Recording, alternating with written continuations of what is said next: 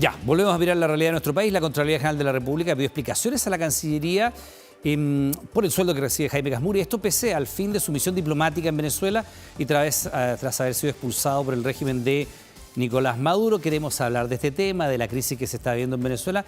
Estamos precisamente con el ex embajador Jaime Gazmuri acá en el estudio, a quien saludamos y le damos la bienvenida al canal 24 Horas. Embajador, ¿cómo está usted? Muchas gracias, Iván. Bueno, yo no puedo dejar de recordarle y por transparencia y sinceridad absoluta darle las gracias, porque la última tarea que tuvo usted como embajador en Venezuela fue precisamente ayudar a que nosotros fuéramos deportados desde Venezuela a Colombia, lo que evitó... Me acuerdo bien, Iván, de esa tarde. Sí, también terminé preocupado ustedes bien. Como a las 6 de la mañana antes de embarcarme. ¿Cómo está usted, Jaime? Muy bien, Iván. Ya, contento, teniendo en cuenta eso... Contento de estar aquí. Ya, qué bueno que está acá. Cuéntenos un poquitito, porque ha sido objeto también de polémica, sí. Jaime, el hecho de que usted se mantuviera como embajador, pese a que la misión en propiedad había sido cerrada. ¿Cómo la verdad es que sobre el tema administrativo tiene que contestar el ministerio y el ministro y no yo. Porque yo no me fijo sueldos, yo no tengo un contrato con el gobierno, sino que yo tengo un cargo que está sujeto a la ley y a la Constitución. Ahí cuando fuimos expulsados de Venezuela, usted se recuerda bien, porque estaban cubriendo precisamente en ese momento, digamos, intentando llegar a Caracas. Cuando fuimos expulsados, la decisión del gobierno de Chile fue no cortar la relación con Venezuela. O sea, no cortar relaciones diplomáticas. No cortar relaciones diplomáticas. Y por tanto, mantener las relaciones abiertas. Y mantener las relaciones abiertas significaba mantener al embajador, atendiendo la embajada desde Santiago. Y eso es lo que estaba haciendo hasta el 31, hasta el 7 de enero de este año. ¿Por qué mantener la embajada abierta? Usted debe recordar que hubo todo un periodo después del fraude electoral que consumó Maduro el 28 de julio, donde hubo muchos intentos de mediación internacional para que se lograra un acuerdo político que permitiera una transición pacífica en Venezuela. Y nosotros como país estábamos apoyando ese proceso y nos interesaba que tuviera éxito.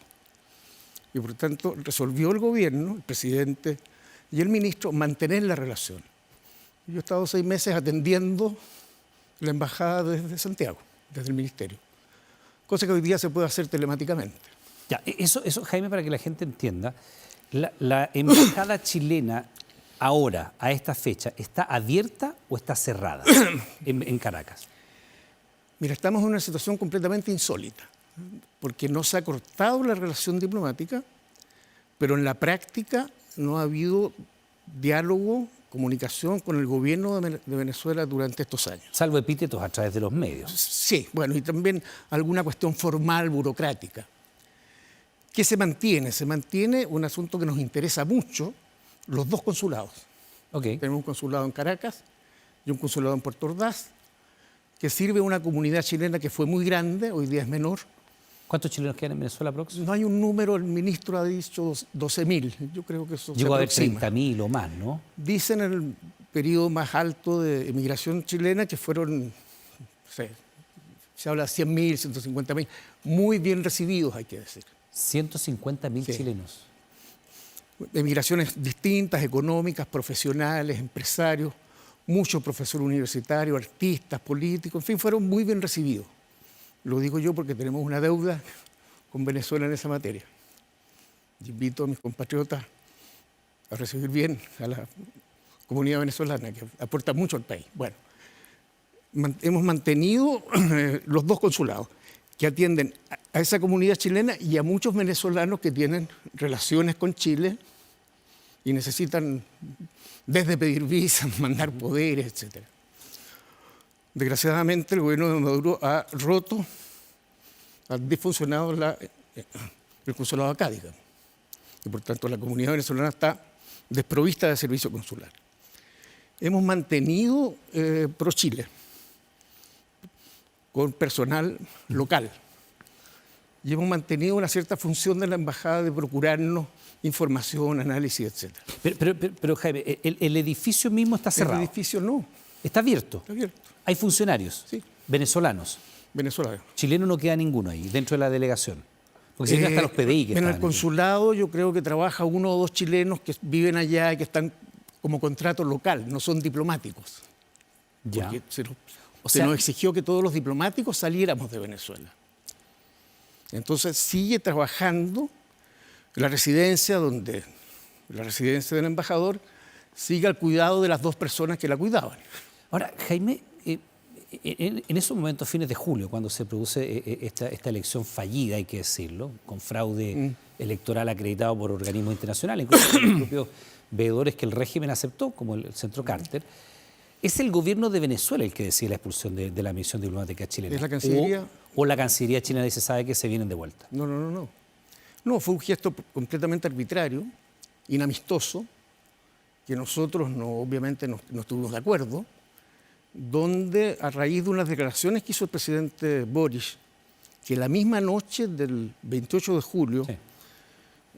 me acuerdo bien, estaba el presidente Boric en Emiratos Árabes Unidos, y desde allí el presidente Boric fue el Tiene que ser primer... la COP, ¿no? Sí, fue el primer presidente, creo yo, que para reconocer el pretendido triunfo de Maduro exigió Actas. que, de acuerdo a la ley y la Constitución venezolana, se mostraran las actas. Porque si uno gana la elección y alguien discute y uno tiene las actas, las muestra. Y eso irritó mucho al gobierno de Maduro. Lo mismo que pidió el presidente Boric lo pidieron prácticamente todos los presidentes de América Latina. El mexicano, el venezolano, el mismo Lula. Y al día siguiente recibí primero un chat del ministro El ministro exigiendo... Fanfare. ¿El ministro de allá? No, o de allá, Gil. Ajá. Si nosotros queríamos mantener la relación, si nosotros no queríamos romper con Venezuela. La misión era intentar normalizar la relación con Venezuela, hacer seguimiento al proceso de elección democrático, apoyar esos procesos y atender las muchas necesidades de una relación que está marcada porque en Chile tenemos 800.000 venezolanos instalados en el país. Y eso genera mucha relación, mucha necesidad de atender una agenda bilateral compleja. Entonces se nos expulsó en 72 horas. Y esa expulsión de por sí es un gesto completamente inamistoso, pero desde el punto de vista de la implementación del mismo, ¿hubo violencia, hubo maltrato verbal, hubo algún tipo de ya váyanse de aquí, los echaron, o en el fondo que no sabe que tienen que cerrar sus cosas, salir e irse? No, se nos dio un plazo. Ya, perentorio, pero no hubo... Perentorio. Yo tuve una conversación con el viceministro de América Latina, que era el funcionario de la Cancillería con quien tenía el trato diario. Tuve una discusión áspera, ¿Qué significa áspera? nada fraternal. Ya. Dice el reclamo O sea, pertinente. ahí sí hay intercambio duro. Hubo un intercambio telefónico, digamos. Exigí que se nos mandara una nota formal, oficial. Se nos mandó la nota ese mismo día. Se nos dio 72 horas, pero debo decir que no fuimos objeto de ningún maltrato. O sea, pudimos evacuar la embajada con tranquilidad, en el aeropuerto se nos atendió bien, en fin. No hubo maltrato físico, molestia física. Sí hubo maltrato desde el punto de vista diplomático y político. Ahora, Jaime, usted hoy día es un ex embajador, ¿verdad? ¿Qué le parece que la Contraloría haga objeción o pida algún tipo de antecedente sobre el tema, al margen que usted dice, bueno, yo no soy el que me fijó el sueldo, es evidente, usted es un funcionario, pero es un ex embajador, disculpe que le pregunte esto, pero es de interés público, ¿es un ex embajador con sueldo embajador? ¿Cómo es hoy día eso? No, hoy día yo no soy embajador. Es un ex embajador. Evidente, yo hoy día, o sea, la misión mía terminó, el gobierno resolvió poner término a mi misión, porque todavía no hemos roto relaciones, pero sí dejar de tener embajadora y a bajar el nivel, como gesto de protesta, lo dijo el canciller. Y por tanto yo he sido embajador desde el punto de vista contractual, hasta el 31 de diciembre, Sí. y desde el punto de vista real hasta el 7. Ya. Del 7 dejé de ser embajador y tuve que estar haciendo todavía asuntos de... ¿Y su vinculación entonces hoy día con el gobierno es? Soy un ciudadano... O sea, ya no tiene tampoco esta relación contractual. No, ninguna. Ya. ¿Y qué le parece esta inquietud de la Contraloría a propósito de que se haya mantenido? Porque era como un embajador sin embajada. Entiendo que es una figura que existe. Ya, existe. Existe, no hay ninguna normalidad. O sea, un embajador sin embajada... Es una utilización, sí. ¿Pero es común? Ocurre, sí, ocurre. ¿Con gobiernos dictatoriales de ese? No. Ocurre que llaman a una embajadora a consulta y después sigue siendo embajador, etc. Es de normal ocurrencia. Yo tengo la impresión que aquí se está haciendo un punto político porque soy un embajador de los llamados políticos. ¿Y ese punto político lo está haciendo la oposición? Porque la Contraloría es la que ha pedido los antecedentes. No. Ese punto lo está haciendo una fundación de los republicanos. Ya, o sea, Republicano está detrás de usted, por decirlo de alguna manera. Yo no sé por qué. Pero esa es la lectura que usted hace. Esa es la lectura que hace cualquiera que mire los datos, digamos, porque el ministerio ha sido claro, esto es un tema que tiene que contestar el canciller, no yo. Jaime, ¿qué sentido tiene hoy día no cortar relaciones con Venezuela? Se lo pregunto porque desde el punto de vista estrictamente formal, Venezuela tiene un maltrato permanente no solo hacia el gobierno de Chile, sino que hacia la figura del presidente Boric. O sea, uno basta buscar cualquier declaración de Diosdado Cabello, se encuentra con los más groseros epítetos, nada raro de Diosdado Cabello, pero evidentemente ahí no hay ninguna posibilidad de entablar un diálogo con ellos, primero. Segundo, desde el punto de vista migratorio, hace harto rato que no se pueden reconducir ciudadanos venezolanos a Venezuela. El otro día nosotros conversamos aquí con un diputado republicano, el diputado Sánchez, que proponía tomar a los migrantes venezolanos, subirlos a barco, una cosa que es de loco, y mandarlos por mar a Venezuela. Y decía, ¿cómo se los van a recibir? Si está? Pero bueno, son parte de las ideas que van surgiendo, algunas más razonables que otras, pero en definitiva, ¿cuál es el sentido de no cortar relaciones con un país que no quiere tener relaciones con uno? Porque Venezuela no quiere tener relaciones con el gobierno de Chile. Claro. Yo lo primero que diría es que hay una situación que es ambigua. O sea, Venezuela ha sido inamistoso con Chile, eso es evidente, y lo ha explicado bien el canciller. No está en la tradición chilena romper relaciones. Es un asunto que normalmente Chile, como tradición diplomática, no hace. A pesar de que muchas veces tenemos relaciones con regímenes o gobiernos con los que no estamos de acuerdo. O sea, hay primero un elemento de tradición diplomática. Eso hay que ir evaluándolo. Perdón, nosotros tenemos frontera con 3 países y con uno de ellos no tenemos relaciones del 78.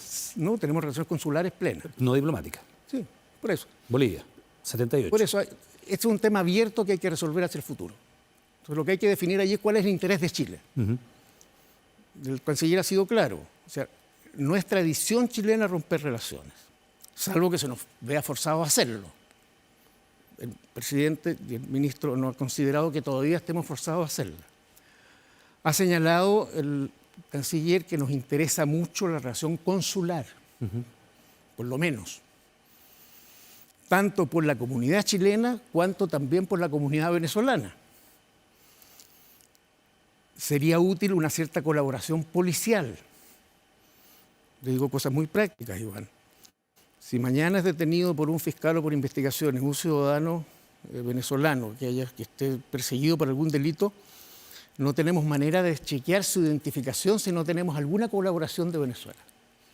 ¿Perdón? Si no podemos chequear identificación, no podemos seguir los procesos. O sea, pero Jaime, disculpe, lo que pasa es que la última vez que se trató de obtener algún grado de colaboración con Venezuela a propósito del asesinato del teniente Ojeda, cuando vienen estos 2 fiscales venezolanos acá, vuelven a Venezuela y dicen que esto es una payasada, que no hay ningún antecedente. El fiscal general de Tarek William Saab, lo menos que ha dicho es que aquí las investigaciones son una payasada. Yo no voy a defender a... Por eso el punto, Iván, yo no voy a defender... de hecho, claro, era otra circunstancia, pero Manuel Monsalve fue a firmar un convenio con Venezuela. Lo que sí digo yo, porque eso no se ha informado bien aquí, hemos recibido más de 400, 300 y tantas identificaciones.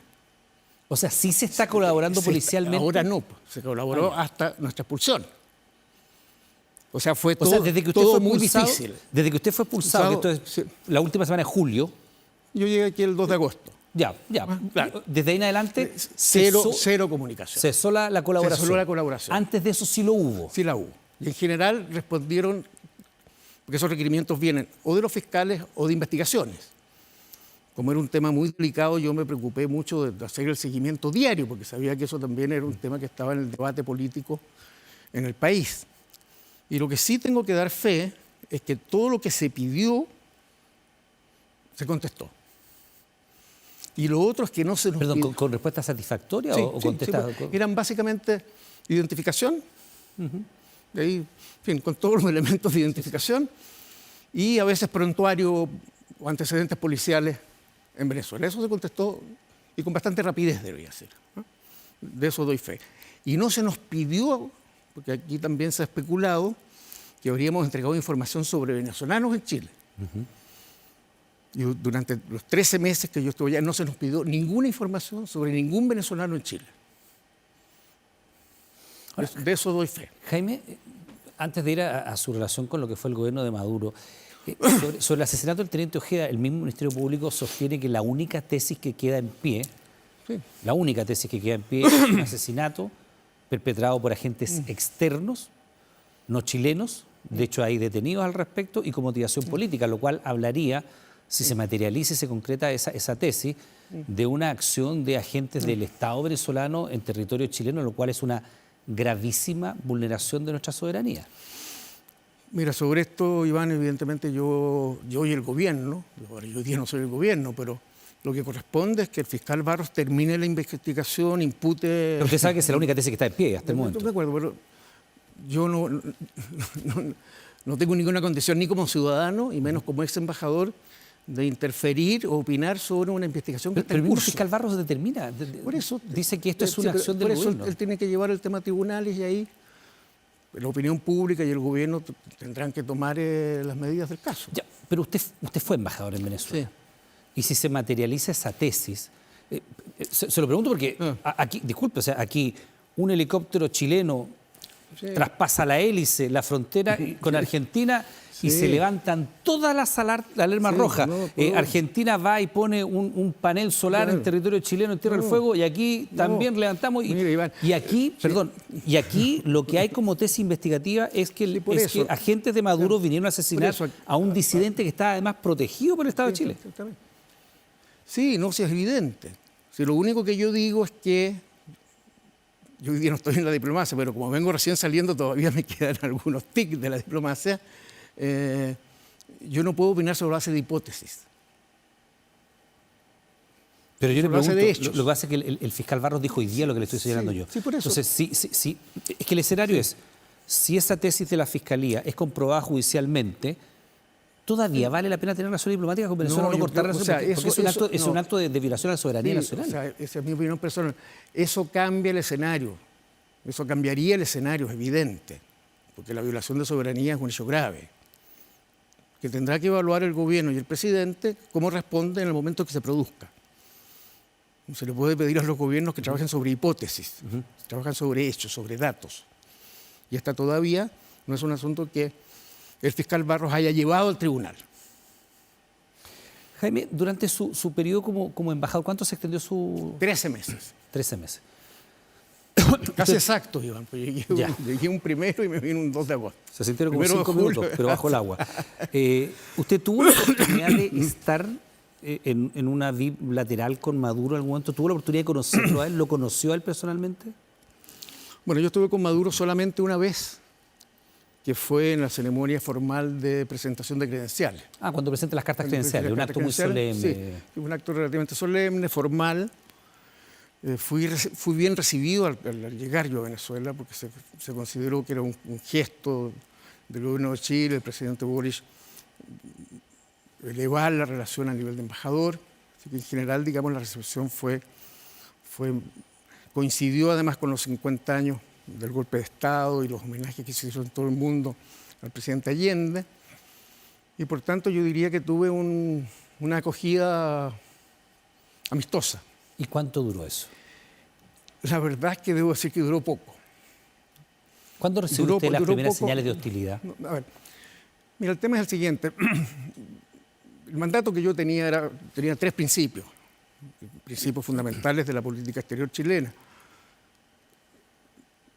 Importancia de derechos humanos, la democracia como un elemento central, sobre todo en América Latina, donde toda nuestra estructura institucional latinoamericana e incluso hemisférica está basada sobre la base del respeto a la democracia como sistema político y el rechazo también histórico de Chile a todas las sanciones económicas unilaterales que afectan mucho a los pueblos, al los margen pueblos, de los gobernantes. ¿cierto? Y la tesis nuestra es que afectan a los pueblos, no a los gobiernos, al contrario, fortalecen los gobiernos autoritarios y que además se ha demostrado son perfectamente ineficaces si uno quiere avanzar en la democracia.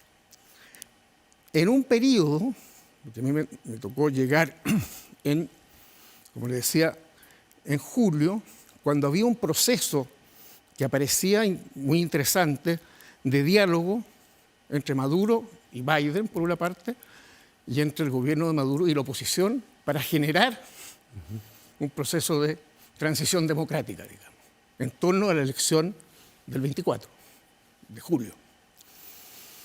Entonces mi misión era hacer seguimiento de ese proceso que nos interesaba mucho, porque un elemento central también de nuestra política hacia Venezuela es que para Chile es un interés nacional la estabilidad de Venezuela, el progreso de Venezuela y la democratización de Venezuela, porque la crisis la estamos pagando. Sí, claro. La pagamos todos los días. Somos el cuarto país que recibe más venezolanos. No, y es como porcentaje de la población. Proporcionalmente el mayor. El máximo. Sí, claro. El más afectado en este caso es Colombia. Un poquito más de Colombia por el número. Sí, claro. Y efectivamente, a pesar de la disposición que ha tenido Chile con la comunidad venezolana, estamos en el límite de la aceptación de la capacidad de absorción. Entonces, la estabilidad de Colombia para nosotros es un tema de interés nacional. Sí, debiéramos ser lo más interesados en que haya democracia en Venezuela, natural. Y estabilidad y progreso. Jaime. Para decir solamente, ¿cuándo empiezan los problemas? O sea, a los venezolanos, al gobierno de Maduro, este último aspecto de nuestra política, que es nuestra oposición a las sanciones unilaterales, era evidentemente un aspecto que le interesaba mucho. A mí el mismo viceministro nos felicitó cuando el presidente Boric, en la reunión de la CELAC en Europa, se manifestó contra las sanciones. Ahí el presidente Boric también hizo una crítica al tema de derechos humanos en Venezuela, pero el viceministro ni me lo nombró. Había un aspecto de nuestra política que les interesaba. Y otros dos aspectos que los irritaba mucho, que eran derechos humanos y Jaime. Y acoso a la oposición. Sí. Entonces, yo diría que del tercer al cuarto mes, como hubo declaraciones del presidente, del canciller, en estos temas que los irritaban, y lo irritaba particularmente el presidente Boric, porque es de izquierda, y lo hace desde esa mirada. Entonces yo diría que fue una relación siempre tensa, siempre compleja. Jaime, dos cosas antes, estamos contra el tiempo, pero igualmente quiero preguntárselas. Primero, hoy día, habiendo usted sido expulsado también de Venezuela, ¿es una dictadura en propiedad lo que hay en Venezuela? Sí. Una dictadura en propiedad. Segundo... Mira, cuando yo llegué se hablaba de esto que ya casi teoría política, pero de un régimen híbrido, elementos autoritarios. Es una dictadura, como nosotros tuvimos una dictadura aquí. No, pero híbrido porque había elementos democráticos. La constitución es democrática. Hoy por hoy es una dictadura. Hoy día, porque lo que hace el punto de quiebre, porque hay un elemento que es central de toda democracia, que es la soberanía popular, como el único mecanismo legítimo para generar el poder político. Entonces, ¿hoy día tiene usted la convicción de que lo que hay en Venezuela es una dictadura en propiedad? Cuando se viola el principio de la soberanía popular, se viola el principio básico de la democracia. Y lo último, antes que se nos vaya el tiempo. ¿El gobierno de Chile debería reconocer a Edmundo González como presidente de Venezuela? No. ¿Por qué? Porque no nos corresponde. Perfecto. Jaime Camuri, ex embajador de Chile en Venezuela, le quiero dar las gracias por estar junto a nosotros, que tenga una buena jornada, muy amable. Que esté muy bien.